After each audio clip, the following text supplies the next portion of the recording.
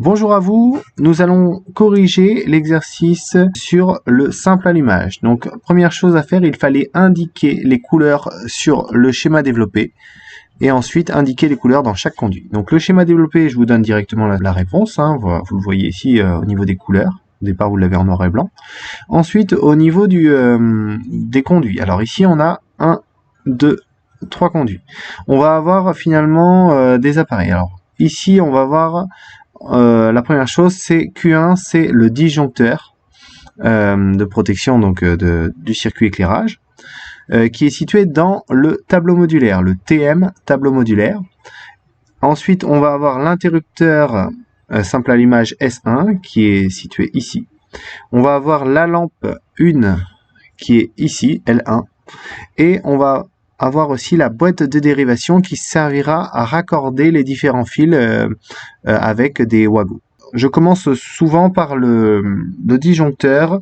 Ici, on peut voir en sortie, on a deux fils. Donc, le fil de phase qui est représenté en rouge et le fil de neutre qui est représenté en bleu. Le fil de phase, ici, va aller vers mon interrupteur S1. Donc, on voit bien ici, finalement, notre fil de phase ici qui sort donc du disjoncteur et va se raccorder avec un wago dans la boîte de dérivation et va repartir ici bien sûr encore en rouge pour aller se brancher sur l'interrupteur S1. Donc finalement ce fil rouge ici se décompose en deux fils, un fil qui va aller du tableau à la boîte de dérivation et ensuite raccordé à un autre fil qui va aller de la boîte de dérivation à l'interrupteur S1.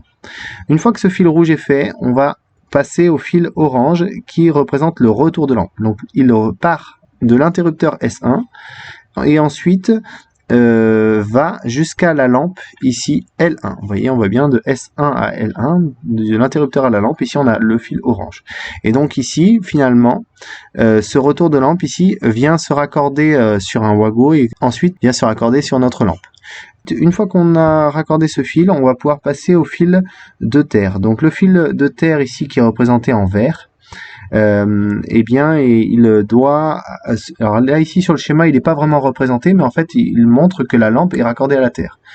Toutes les terres du circuit sont dans le tableau modulaire. Ici, en bas ou en haut du tableau modulaire, c'est la barrette de terre où toutes les terres des différents circuits sont raccordées ensemble. Et ensuite, bien sûr, cette barrette est raccordée aussi à la terre physique de la maison, à la prise de terre du bâtiment. Et donc finalement ici on voit bien que la terre descend ici, donc elle est représentée avec un fil avec une couleur verte, et ici on voit une petite barre pour symboliser la terre. On peut trouver un moyen pour s'en souvenir, c'est un petit T qui est un peu incliné.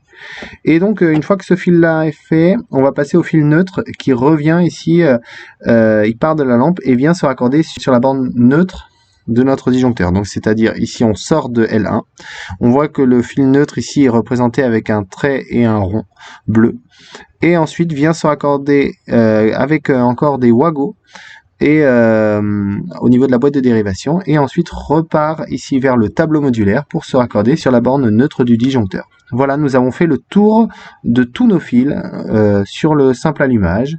Eh bien, nous allons poursuivre ensuite sur le va-et-vient sur la prochaine vidéo. J'espère que vous avez bien compris. Bon courage!